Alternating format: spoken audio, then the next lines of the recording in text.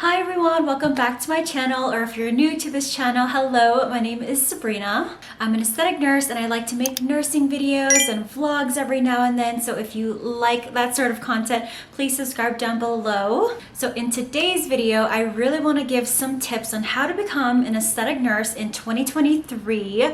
I have been an aesthetic nurse for about 2 years now, and right before I started, I did get about 3 job offers before I began. I've gotten a lot of DMs and emails lately on how to become an aesthetic nurse. I know it's been really competitive even when I first started about 2 years ago. I think it's gotten even more competitive. Prior to becoming an aesthetic nurse, I did apply for almost a year straight, but I will give you guys some experience on how I landed those 3 job offers with 0 aesthetic nurse experience, and hopefully you guys can grab some of these tips and land your dream job. I just wanted to put a disclaimer out there that aesthetic nursing is not just something you can jump right into and do it as a side hustle. It is something that you have to be very committed to and passionate about. There is just so much to learn, and you really have to have passion in order to drive you and move you forward. So that's just something I wanted to put out there. I definitely did it part-time when I first started, and then eventually full-time now. But yes, enough rambling. I will get started. I hope you guys enjoy this video.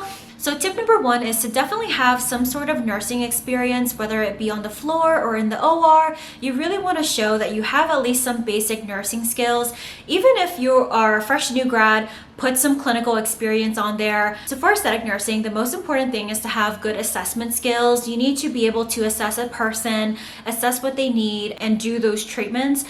You may even need phlebotomy skills when you're doing blood draws for PRP, or just in general needle skills, because holding a needle is actually harder than you think. Some people do shake a lot. So having some sort of needle experience like med administration or phlebotomy skills is important to have. Overall, nurse judgment is really important, and that's definitely something that's heavily emphasized in nursing school. I have heard of new grads being able to get aesthetic nurse jobs, which is pretty rare in my opinion. It's definitely doable if you put the right information on your resume and really show that you have some good nursing experience that you learned either from nursing school or elsewhere. Another thing that may be different a little bit is that nowadays a lot of employers are trying to look for nurse practitioners.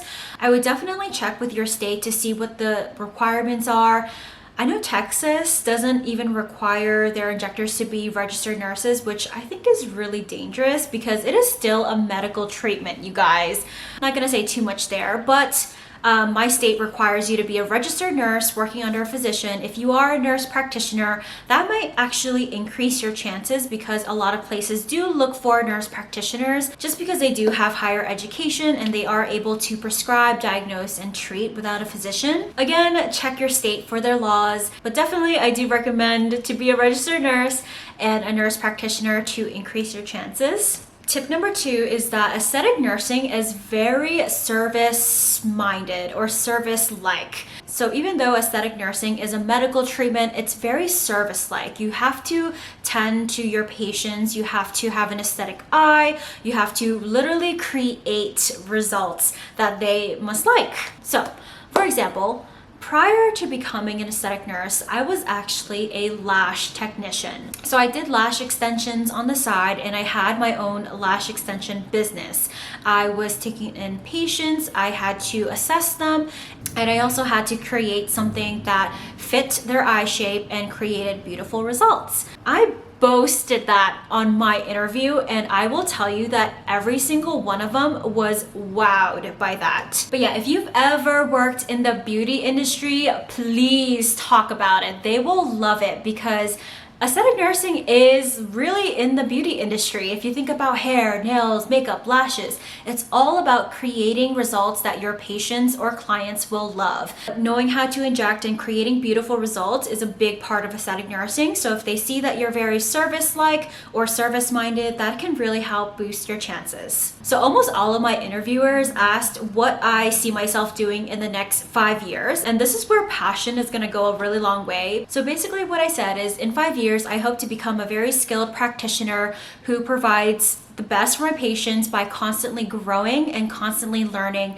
because the aesthetic industry is always changing and we must know how to adapt and learn very quickly so that we can keep our patients happy, we can create great results, and always learning new techniques to help me grow in this industry. I would definitely take some time out to think over that question because all of my interviewers asked what I wanted to do in the next 5 years. But yeah, let me know down in the comment section below if you want to know more interview questions that I had over the course of many interviews that I've had for aesthetic nursing. Tip number 3 is to try to get some sort of training on your hands. While online webinars are really important to attend, I think hands-on training is super important. The one I attended was Aesthetic Medical Educators Training. They did an intro to Botox and filler hands-on training class that was about 2 days, 1 day of didactic, second day of hands-on training, which was super helpful. I think it definitely boosted my resume because it showed that I was passionate enough to invest in my own training and really get started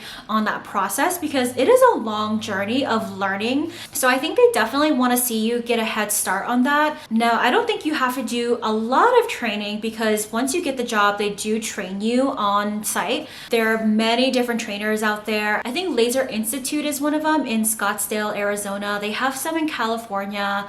And in DC, they have the AMET, which is the one that I went to. So I would do some research and try to get something that's hands-on so that you can get a feel on how to inject. It is very different once you hold that needle and about to inject someone's face. So I definitely think hands-on training is super important. Tip number 4, I think, is to work within the office, whether it be front desk, being an MA, being a patient care coordinator. So being in the practice can really help you network with other providers and also help you learn about what the practice is really about, what they offer. Aesthetics is a lot about building trust, and having them trust you to inject someone's face is really important. So they have to know that you're a good provider who is willing to learn, willing to train, and put in the effort for your patients. Once they see that, they will really want to have you on their team, and it will definitely increase your chances of becoming an aesthetic nurse. Another tip that's very similar to the last one I gave you is to become a patient there. I have heard of this happening where a patient became an aesthetic nurse at the practice where she got injected at.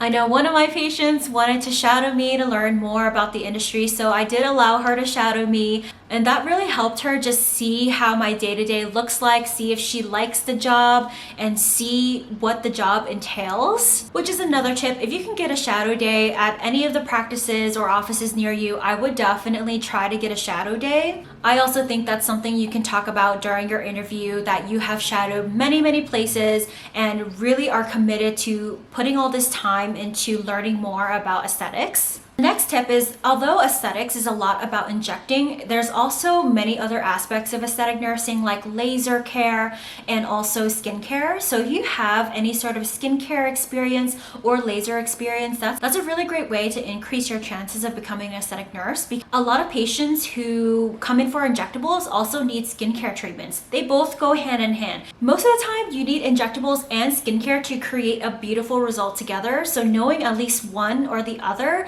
is really going to help increase your chances. So definitely talk about skincare and lasers if you have experience in it. This leads me to my other tip. All of the interviewers asked why I wanted to become a nurse, and I did mention that I wanted to do injectables, but I also mentioned skincare and laser being a huge part of it. Definitely talk about the different skin types, skin treatments, lasers that you can do so that you can really widen your scope. Because it's true, like, you don't want to do just Botox and fillers. You want to be well-rounded and know kind of all of the treatments within the aesthetic industry. So those are all the tips that I can think at the top of my head right now. My brain is like mush because I've been filming all day, but hopefully you guys can find some helpful tips that will help you to become an aesthetic nurse. I know it is super competitive out there, but your girl is here to help you. So yeah, I hope you guys found this video at least a little bit helpful. Trust me, your girl was there once, and I know how competitive and hard it can be out there, but it is 100% possible, and I believe you can do it. I hope you guys have a great day, morning, evening, night, wherever you are, and I'll see you in my next video.